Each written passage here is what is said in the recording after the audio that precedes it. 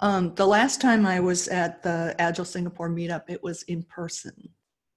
So I regret that I can't be with you in person tonight or today, but here I am through the wonder of technology. So I was very pleased to be invited, and I'm happy to be here with you. What I'm going to talk about today is change by attraction. And most of us grew up in organizations where change what came from the top, and it often came as a directive. So people were told to do things, and if they didn't respond quickly enough, then they were pushed to do things. And eventually, if they didn't do things fast enough, they were punished. But I think there's a different way to bring change, which I call change by attraction, because you don't have to push, prod, persuade, or punish people to create change in your organization. So I want to talk about some strategies to do that you can apply, whether you're working to change something on your team, or whether you're a manager and you're looking to change something in a larger group, or even if you're trying to change something in your entire company. These are strategies that you can apply.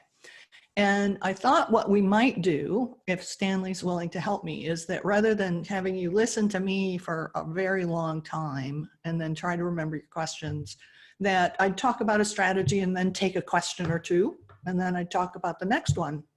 And we'll get through as many as we can. Does that sound good to people? You can give me an indication in the chat. Yeah, okay, I'm seeing thumbs up. Okay. All right, so then I'm seeing enough that I'm willing to go with it. I don't have a statistical count. So, okay. I think the very first thing to do is to think about context. So very often when we're making a change, we think about the overall organization, the why we're doing something, why we're making a particular change, why we're going agile, why we're adding a new process or whatever it is. And we think about what they should do, how they should be doing it. We consider that whole big context, but we don't consider the team context very much. So I was talking to a guy a while ago who said, I've got this idea that will solve a problem this team has been having for a long time. And they agree it will solve the problem, but they're resisting me. They're resisting change.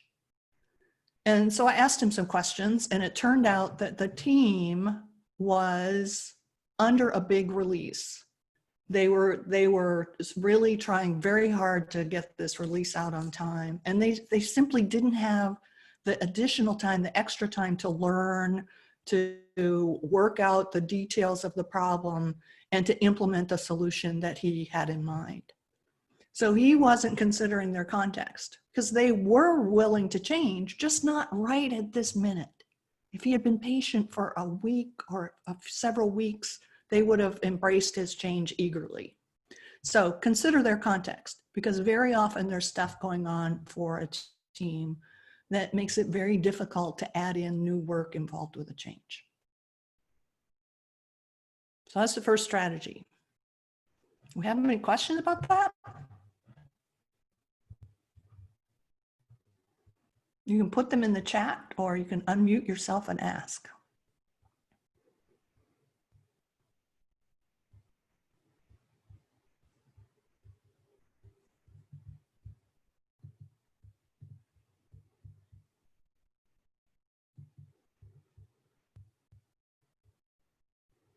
What if there's never a right time?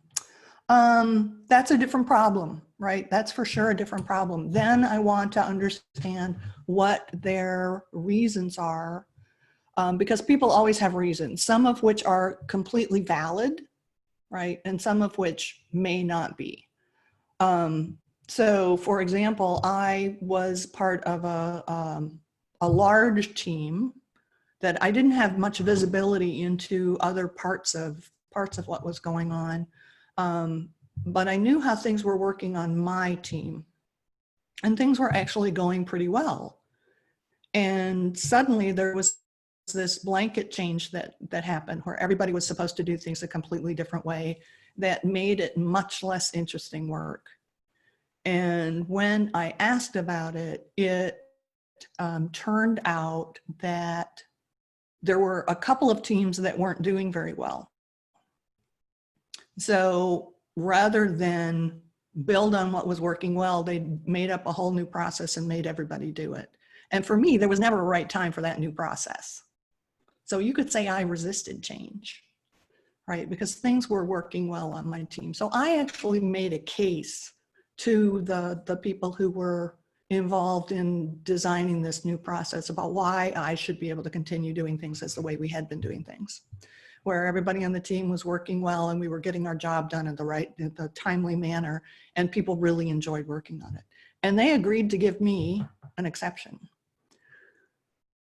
So there was no right time for that change for me. And based on the discussions I had and the results that happened for the overall project, they dropped the process the next year. So sometimes there is a valid reason people say, no, it's never a right time.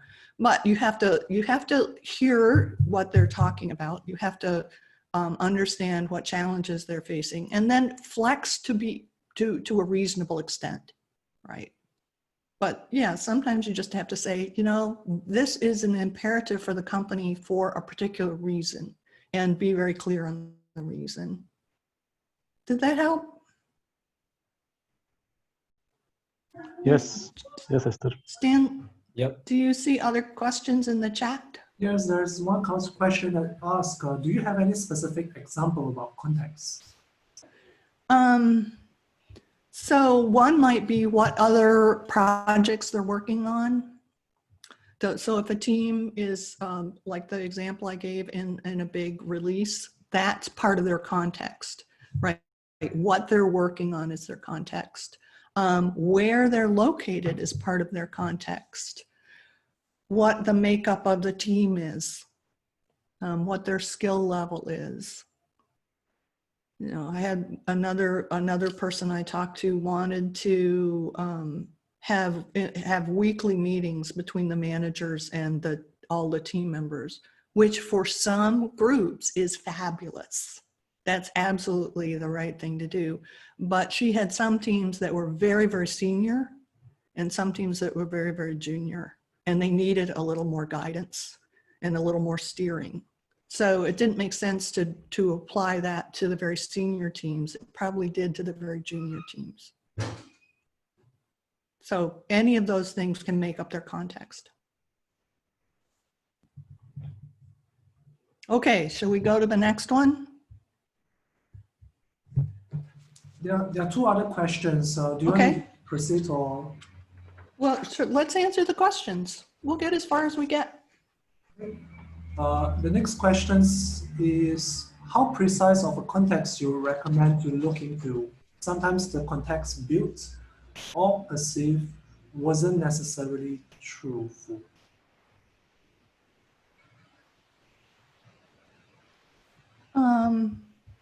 Could you repeat that? I didn't quite understand it. Sure. Let's see. Well, now there are more and more questions. Oh, yeah, okay. I see the question now. Okay. From Mulyadi. Yeah, hello. I don't mind sharing my question through verbally as well. Okay. So yeah, thank you for picking up the question. So the question was around not internal, external, but sometimes context itself. What I found was can be deceiving in a way.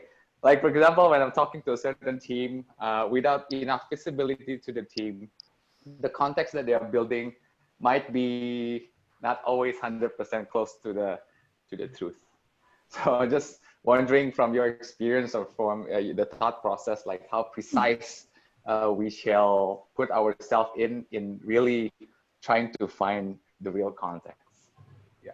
Well, I think you have to understand the work they're doing and what the timing of the work is. That's super important. And you have to understand something about, you know, the skill levels and the makeup of the team, and where their work is coming from, you know, what the level of demand is for the team. And you know, as to them not being truthful, I mean, it's probably their perception about things. And I would sort of look at the content of the reasons. And sometimes I just ask people to list all the reasons. And then I ask them to list all the reasons we could. So all the reasons we can't, all the reasons we could. And that makes it, I think, a little more clear that some of the reasons are entirely valid, and there are reasons on the other side. Okay, now we have more questions. All right, thank you. There's one. Let's take one more and then go on to the next one. How's that? I see one from Philippines. Paul, how should change be initiated? How should it be managed in terms of context so that they're both ends, management and team, be on the same page? I think it depends. You know, I think some changes can be initiated at a team level. I mean, if you're looking at improving the way your team works, you can do that without management permission in many cases. And I mean, if you have to get management permission to make small improvements on your team, that's a really different problem, right? Then you're maybe too constrained. But there are lots of things you can initiate from your local level, where you stand now, working with what you can, doing what you can do, right? Anything on the team level, a lot of things on a department level, you can initiate that way. In terms of getting management and teams on the same page, I think it helps to understand what the actual reasons are for making a change and being really clear about that. I mean, there has to be some valid reason for doing things, some rationale based on how the system is functioning, some rationale based on what the external pressures are for the company. And I think many people will understand that, particularly if they're part of a process that says, you know, this is what our challenges have been in the past, this is where we are now, this is what we see coming in the future. And if we want to respond to these challenges, then we need to make some changes. And I think when people have that kind of information, they're very often more willing to move. What people aren't willing to move for is, you know, somebody else making their bonus, which happens, or reasons that feel frivolous. I mean, I worked in one organization where they wanted to have all their teams doing Scrum by a certain date. And there was a lot of confusion about why this was happening, because they were trying to get some big projects out and they were trying to do all of this change while still maintaining the same pace of work, which is not a reasonable expectation. So I asked the senior vice president if he would explain to people why this was so important to the organization. And it really was important that they figure out how to deliver more effectively. They were really facing some severe market pressures. But his answer was that, you know, we have to do this by June because it's my birthday, which was frankly insulting, right? He didn't give people any real context for why it was important to the company. It was just going to be his birthday present. So it has to be a real understanding, and there have to be the feedback loops that help people understand why it's real. Very often,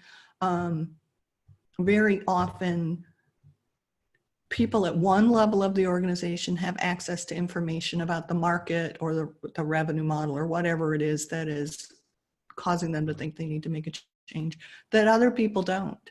And so to them, it seems like things are going fine. And that to me is an indication of a broken feedback loop. I'm going to take off my watch because I keep clanking it on the table. Did that help? Yep, thank you. Yeah, it doesn't help if there's no real reason. Like, I talked to a bunch of people who said we hate it when our manager goes to a conference because she comes back with these ideas, and she, may not have a very deep understanding of them, but she's all enthusiastic about these new ideas and she wants to make us all change, and then it changes the next conference. So I think that's a kind of a caution for people in leadership, is that, people are smart, and when they have information, they'll act, but it has to be real information and it has to be respectful of the people who you're asking to change. Okay, now we're going to move on to the next one, and I bet we'll get some questions about this one too. So if you are working with a team or a particular group of people, particularly if you're an outsider, if you're new to the group, you really have to enter the group before you try to initiate any sort of change. They know things that you don't. Well, you know things they don't, but coming in and starting out by telling people that they need to make changes puts you in a one-up status position. Like, I know more than you do, even though I just got here. And people generally don't respond well to that. I worked with a company which they had a big blow up in their team, and it was because the director had hired a new guy to come in and raise the technical practices, raise the level of technical practices. Unfortunately, he didn't tell the team that's why the guy was there. So they thought he was just another team member. And when he came and sat down next to somebody and said, okay, I'm going to critique your code today, or okay, we're going to learn TDD today, people just were like, well, who made you the king? And because he was down statusing them. He was saying, I'm up here, I'm in a position to teach you, and you're somewhere lower than here. So it helps really to enter the group, to get to know them and be known by them, right? So once they get to know you and feel like you're an okay person, they're much more likely to listen to you. Because coming in right away and bringing changes down statuses. It's useful to understand how they see their challenges, because very often that's not exactly the same way that management sees their challenges. And also look at what's working well. So what you can build on. Any questions about entering the group? How long does it take to enter the group? I think it varies. It can be it can happen in a day. It can happen in a few weeks. I think part of it depends on how the entry starts. Like, I often find that if the team has some say in who's going to coach them, that eases how the entry happens, because the team has chosen, it's not been imposed. If suddenly just someone shows up, sent by management, it often feels to the team like, oh, they've been sent to fix us. The manager might think we're doing very well, but he didn't tell us, so he doesn't trust us. So that dynamic can get very confusing. I have colleagues who use the "it's just Mike" strategy, named after Mike, who, when he knows that he's going to be coaching a new team, he arranges it so that he just shows up, and gets to know people. He'll maybe, be at one of their team meetings. He might just wander through their area. So they just get to know him. Now, that's much harder now that we are in the structured time of meetings rather than just being able to walk around and visit our colleagues. But there are still ways to do it, right? You can still ask, hey, I'm trying to get to know what's going on in another part of the company. Can I sit in on one of your stand-ups? Did that help?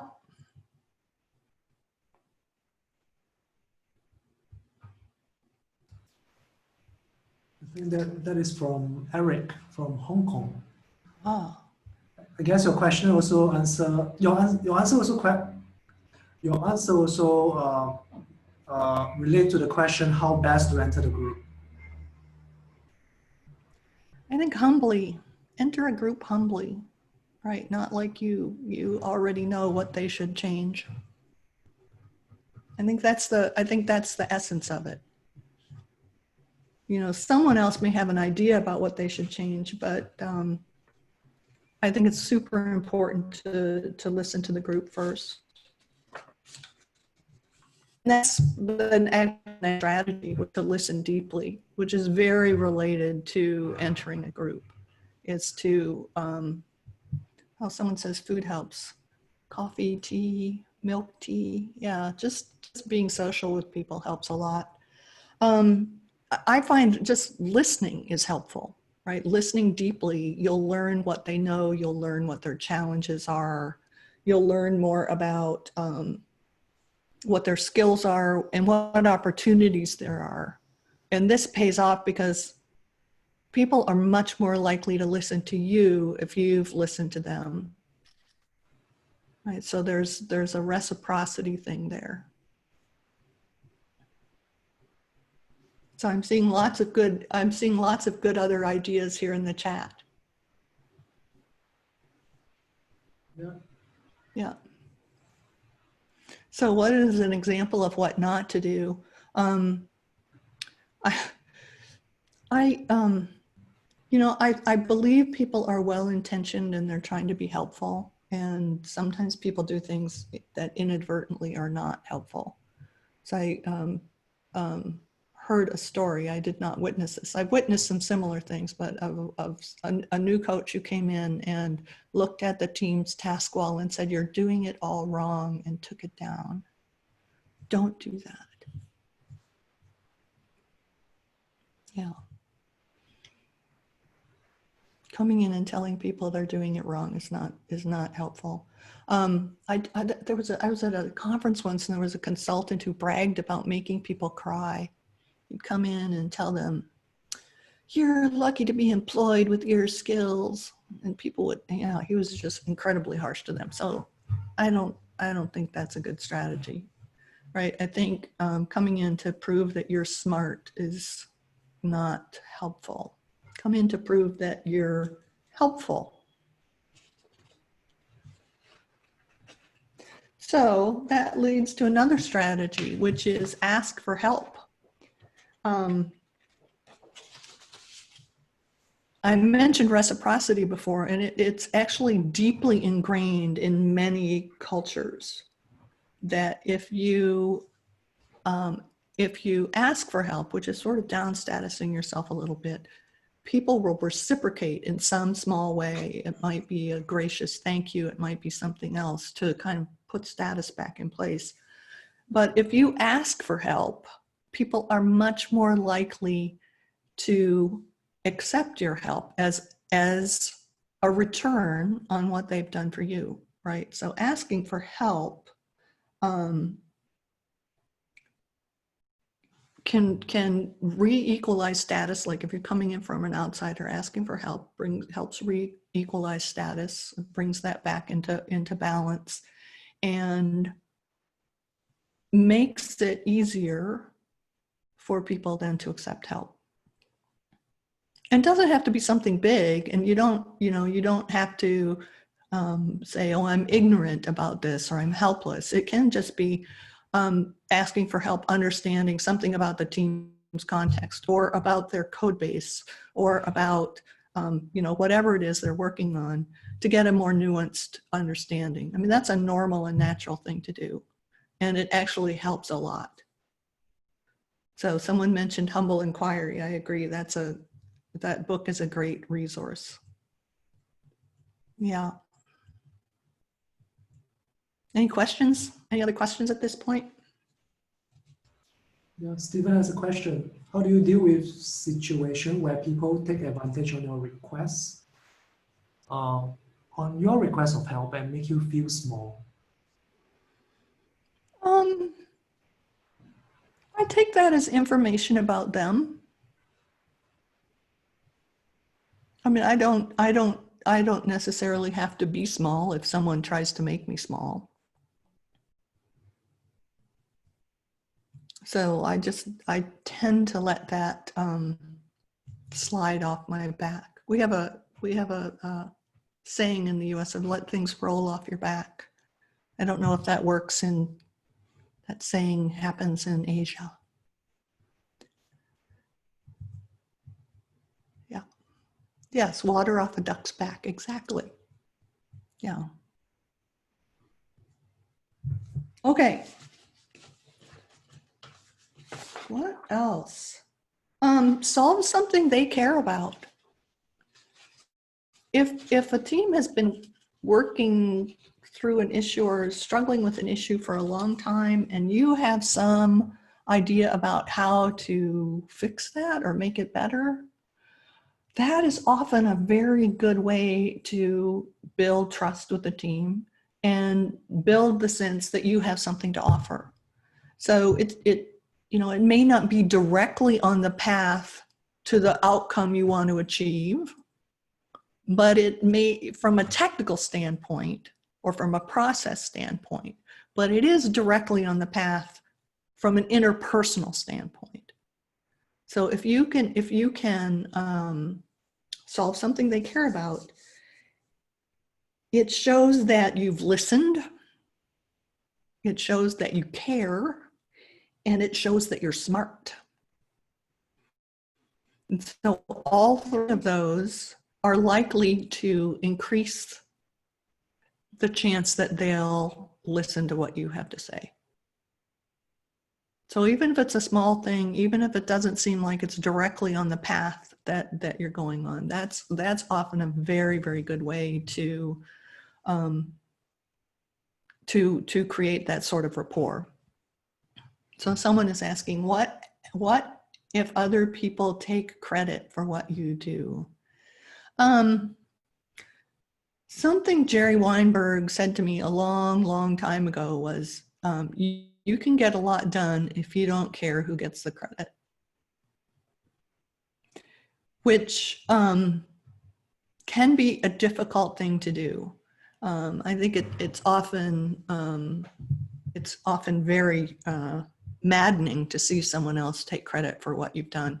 The thing I learned over the years is that generally speaking, other people are aware of that person's behavior, at least on your level, on your peer level. Other people are aware that this person operates that way.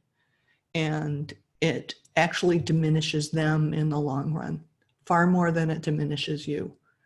Because the people you have worked with closely are going to be aware of who actually came up with the idea or did the work or was generous in offering something. And it actually backfires very often for the person who acted that way. And it may work in the short term in that they may get the attention of management, and they may even get promoted, but then that group will start to see that they're not such a great person. So patience with that kind of thing, and just be aware that the people around you probably do recognize that you were behind the seat of the idea. But it's hard, it's maddening. I agree, it's maddening.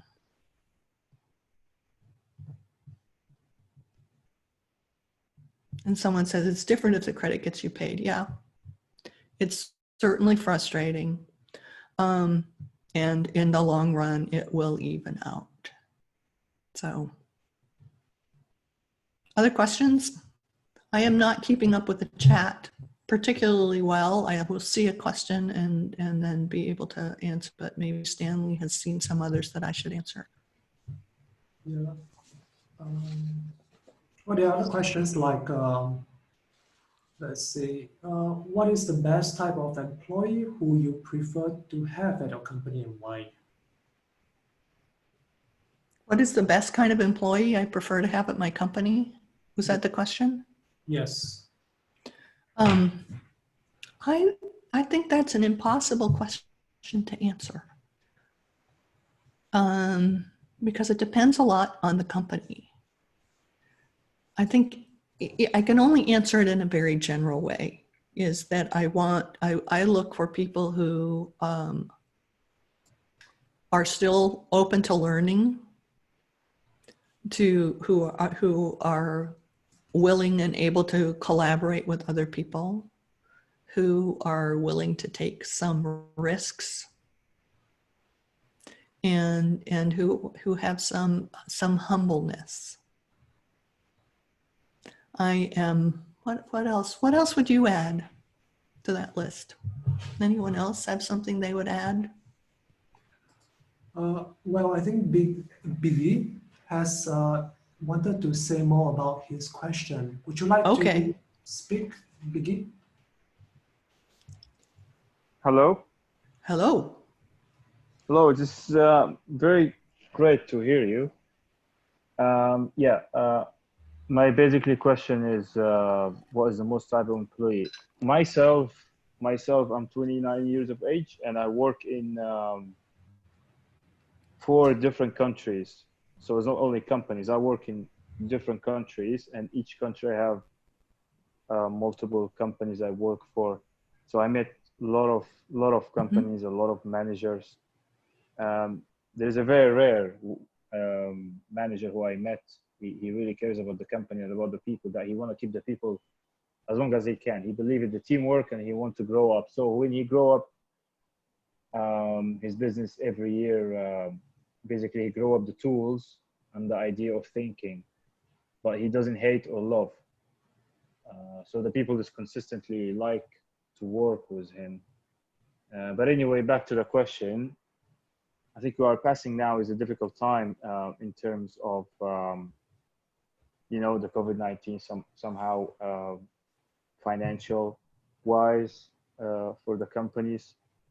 And my previous experience was really terrible because my manager is love or hate. Most of the time the employee cannot be himself or cannot be herself when she are in a company or he is in a company. Mostly you have to be in a corporate way in the business talk.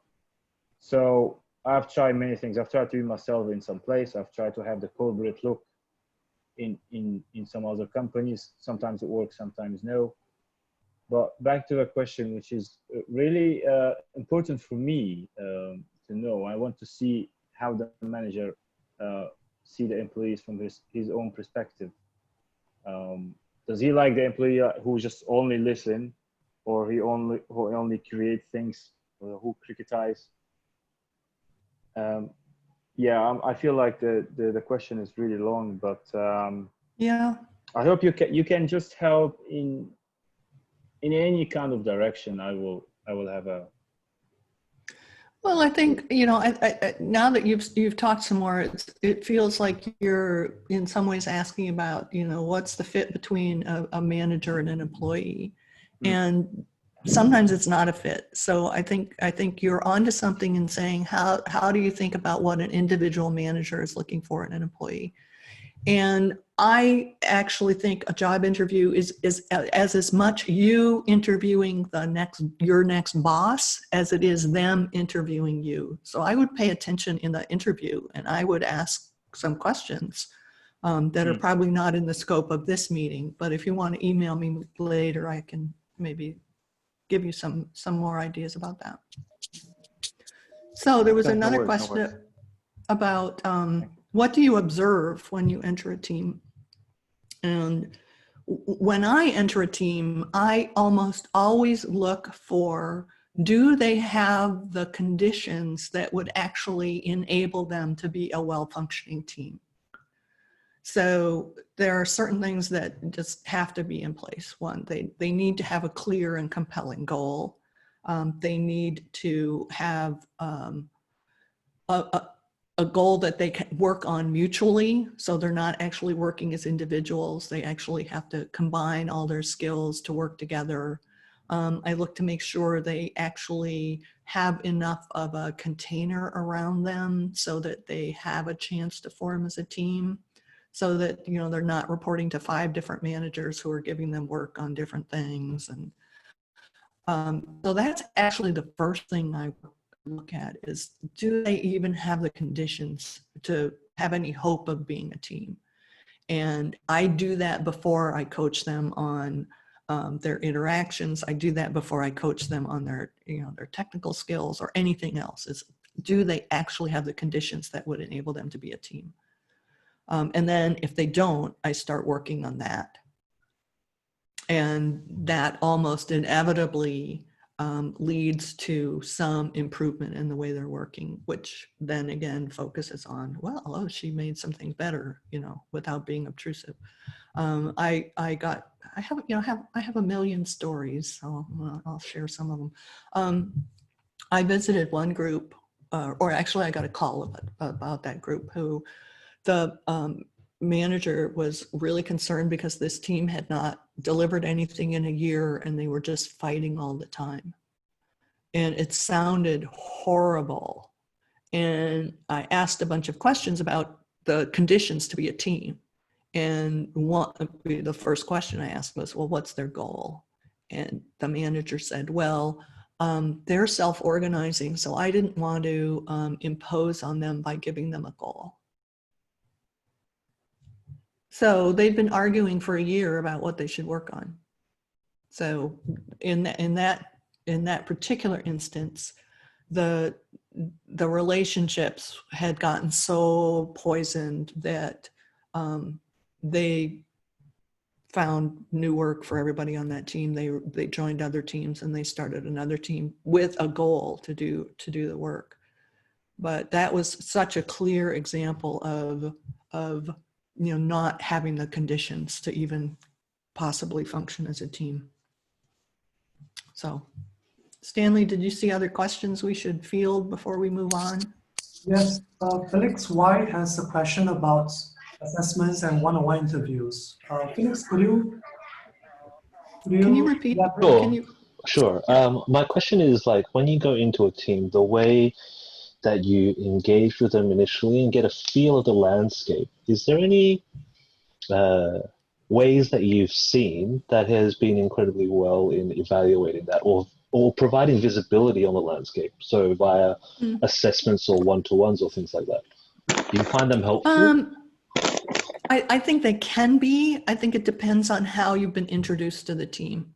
Like if I'm coming in, you know, without a particular positional title, then I'll just try and have coffee with everybody, or tea or something. I mean, I actually gave up coffee, so I don't have coffee with people anymore. But I try to initiate some kind of one-on-one thing with people. If I've been introduced as, oh, here's your Agile coach, and the team has some agreement that I'm going to be there, then I might do one-on-one interviews. Or I might, you know, if I'm coming in with that sort of positional, you know, advantage, it is an advantage in some ways and a disadvantage in other situations, then I might ask the team to do a self-assessment. I might ask them how, you know, on some measures that they care about, how they feel that they're doing, and then engage them in, well, so based on that, what should we work on? What should we work on together? So I think that it can be a really useful strategy. Awesome, thank you. I did witness a situation where they were grading teams, and that wasn't the kind of assessment that would be useful. Yeah, I agree. Yeah, Yep. yeah, but you know, something where they're doing a self-assessment, particularly if it's not going to be shared outside that team, that can actually be really useful. Cool, thank you. Certainly. So this is, I think, in some ways related, is go with the energy. I think it's really common to get caught up in arguing with people, you know, like why we have to do this, or why this is a good idea, or why their idea isn't as good, or blah, blah, blah, blah, blah. But the time you spend arguing is time that you don't spend actually working on accomplishing anything. So I tend to go with the energy with people who are interested in working on what we're trying to accomplish, right? It may not be the whole team, it may not be the whole company. I still work with the people who want to work on that.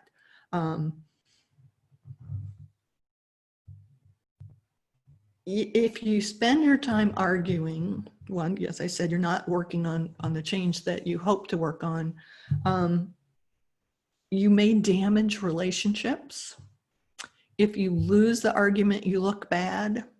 If you win the argument, you've up-statused yourself and maybe created some enemies, maybe created the possibility there's going to be a split for the people who are for and against.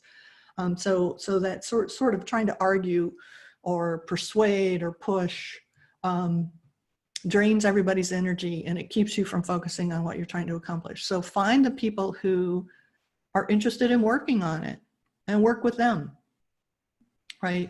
This actually can take care of a lot of the potential arguments, because if you have some success, then they can't say, oh, it would never work here, because you've made it work here, right? So I find that's really useful.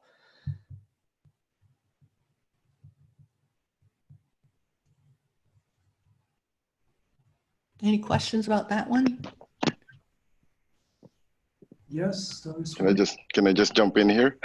Jump in. Hey, this is Mike. Yeah, this is Mike from Sydney. So is that very similar to work with volunteers? My problem there is that what if the energy is on something that's fairly in the opposite direction of what you're trying to do? Yeah, pretty much that's the question. So if no one's interested in what you're trying to do, I think that's useful information. And it may be that it's something they don't understand completely, or something that they don't know how to accomplish yet, or they don't see the steps to get there. So I might try to find something related to what they care about, or I might try to understand why they think what they're doing is such a great idea.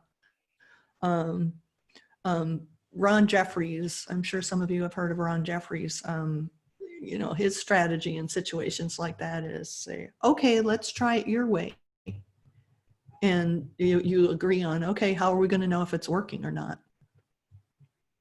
You know, this is what we're trying to accomplish. Let's try it your way and see if it works. And then, you know, after a short period of time, I mean, at the most a couple of weeks, you say, okay, how's it going? And if it's working and accomplishing something, then useful, then that's useful information. But if it isn't, then they're more likely to be willing to try your idea, since you were willing to try theirs. Now, if it's really completely counterproductive, then you have to kind of level up to what are we trying to accomplish? What's the goal here? And that discussion can lead to, you know, some disconnects, in which case it shows you there's a broken feedback loop, and then you put in some feedback loops. I would assume there's some room there for some assertion of your intent as well. So what do you mean by your intent? So for example, most of coaches and scrum masters, some of them would be asked to set them on a path, and the team is just not going in that path. So at some point you should, not should, but I'm looking at the point where you could at some point assert your own goals and agenda, or it's not just totally agendaless on your end, Well, so for me, the goal is very seldom let's do Scrum or let's do Agile. The goal is let's improve our ability to deliver valuable software to the customer. So from that standpoint, if I can help them do something, you know, proto Scrum like or proto Agile that moves them in the right direction, I'm willing to do that. Right. So for me, my goal isn't let's get you to do Scrum. It's let's see if we can deliver more effectively. Yeah, I guess it's finding that common ground. Yeah, yeah, and really, how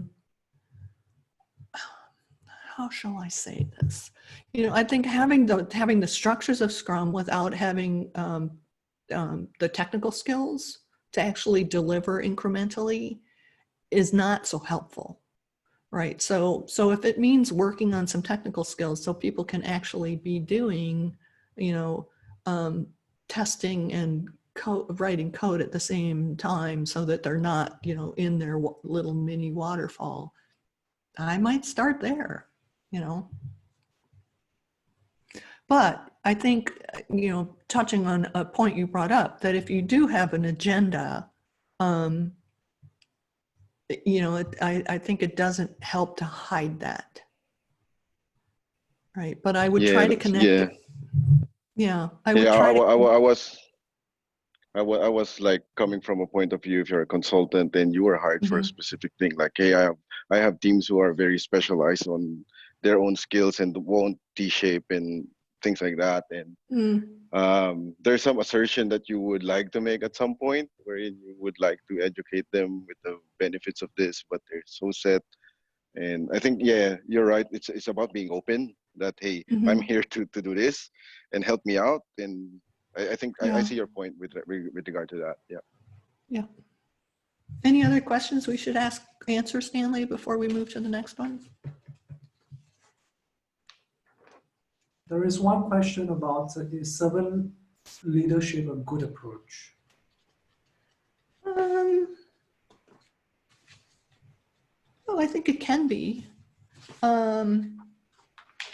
I would say I am partial to Jerry Weinberg's definition of leadership, which is adjusting the environment so that everyone can contribute creatively to solving the problems at hand.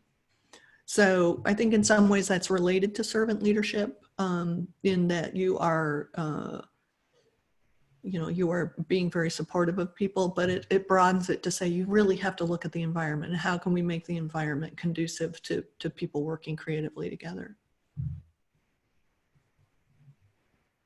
So I noticed that it's 8 minutes before the hour. So does that mean we have 8 minutes left? Is that correct, Stanley? Yes, that's correct. Okay. All right, then I'm going to choose two more principles that I want to talk about. One is or strategies. One is the scarcity principle, which kind of is the opposite from what a lot of companies do. So a lot of companies seem to want to roll things out to everybody in a very, you know, okay, we're going to have 20 teams doing this thing at the same time. And the scarcity principle says what we're doing is very special and not everybody gets to do it. So we're going to select a team. We're going to have a process where, you know, people apply, and they're the ones who are going to get to do it. And then they get to have the training and they get to have the coaching and they get to do this other stuff.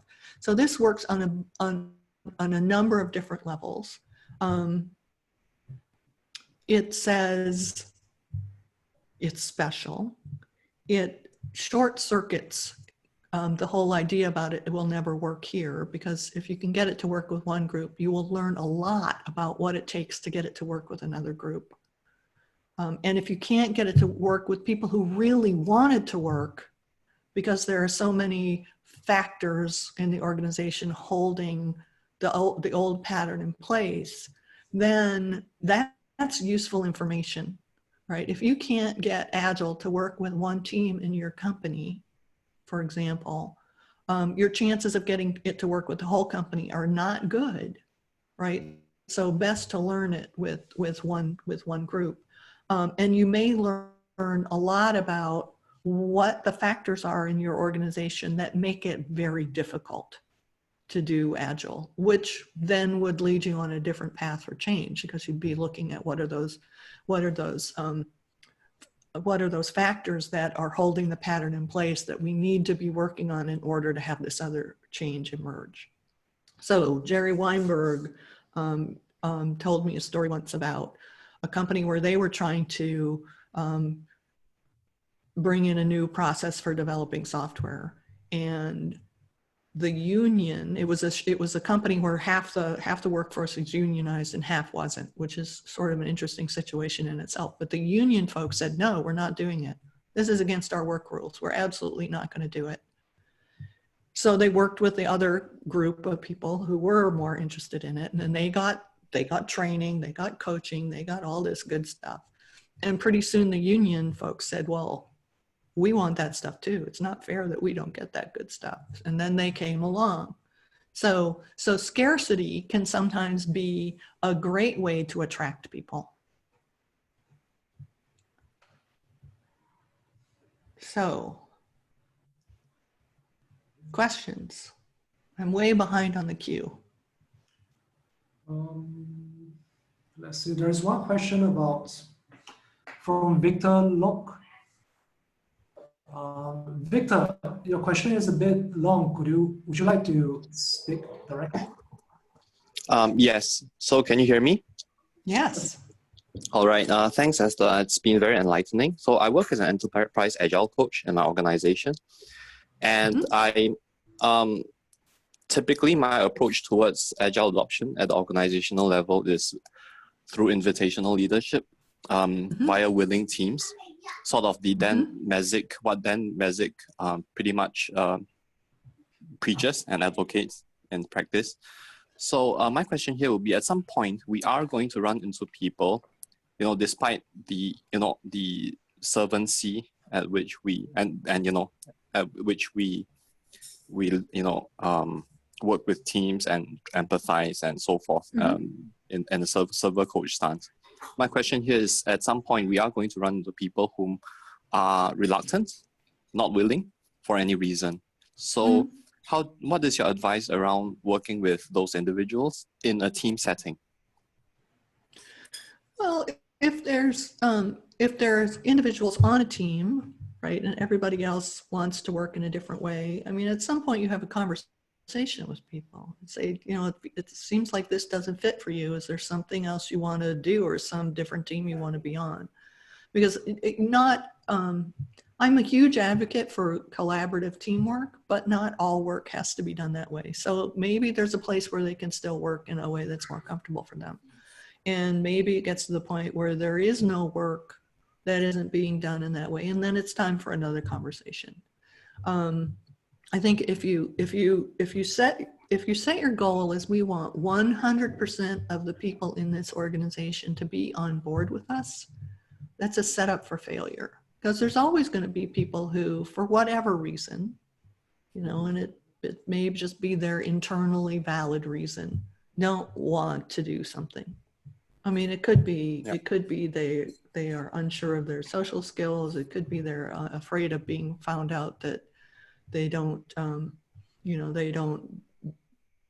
not as competent, and they're afraid it will show up if they work in a team. It could be that, I'm 2 years from retirement and I just am too tired to do that. I mean, it could be all sorts of reasons. And, if I can find a way that's productive to just let people be, I'm generally okay with that.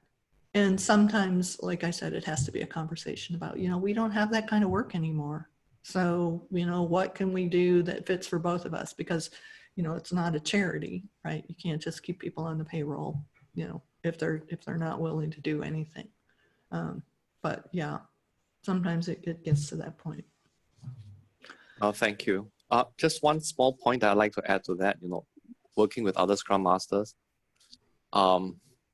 we don't want to come across as huskering snake oil. So that was what I had written there inside the chat. Yeah. So again, it's not just necessarily working with the dev teams, but with other coaches whom are a bit more directive in their approach. Yeah, that in itself presents a challenge. Yep, it Thank does. you. And I focus on outcomes. What are we trying to achieve here? Because we're not trying to achieve Scrum. We're trying to achieve more effective software delivery to our customers, both for the customer's benefit and for the revenue of the company. So I tend not to get so caught up in the words. Thank you. So That's great advice. it's 8 o'clock, but one final principle or one final strategy, which is use yourself. Use your empathy, use your ability to connect with people and be present with people. Because in some ways, that's the most effective way to initiate change, is to be present and connect with people. And you all have that within yourselves and the ability to do that. So don't forget to make use of who you are and connect with people on a personal level.